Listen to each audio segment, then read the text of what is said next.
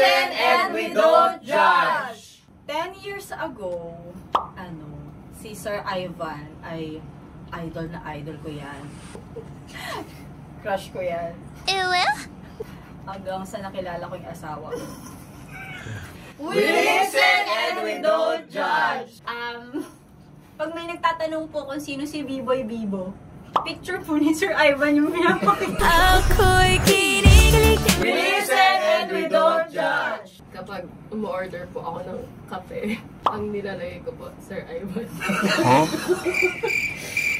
We listen and we don't judge. Nagpa-file po ako ng 4 hours overtime, pero sa 4 hours na yun, nagbo-Mobile Legends lang ako. Oh no! We listen and we don't judge. 2 years ago, may nag-offer sa akin ibang stasyon. Nagdalawang isip ako. We listen and we don't judge. Pag nahuli po ako ng MMDA, sinasabi ko po sa Yes FM ako, tapos number po ni Sir Ivan yung pinipigay ko. We listen and we don't judge. Kapag may nagtatanong po kung magkano yung sahod ko dito, ang sinasabi ko po, 85K. Kasi ayoko sabihin yung sahod. We listen and we don't judge. Nabuhusan ko po ng kape yung console dito sa booth. Mga half cup.